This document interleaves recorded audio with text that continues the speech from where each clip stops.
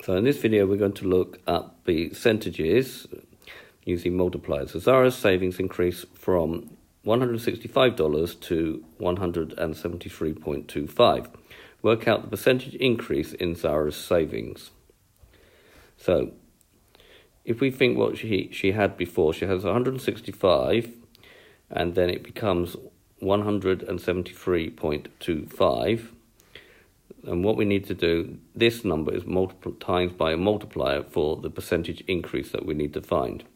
So in order to find the multiplier, we need to do 173.25 divided by 165, which will give me 1.05. Well, the 1 is 100%. This number here will represent the percentage increase, which in this case is going to be 5%. And therefore the percentage increase is equal to 5%. B. Nathan's savings increased by 4.6%. His savings are now 151.67. What were his savings before the increase?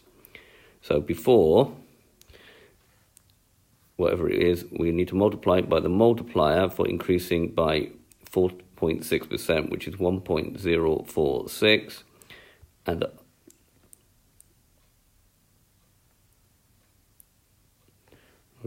and then that will be equal to 151.67. So if you set it out like that, you're likely to do the right thing. So we've got multiplied here, we need to take it to the other side, and therefore the savings before will be equal to 151.67 divided by the multiplier, which is 1.046, which will give you £145.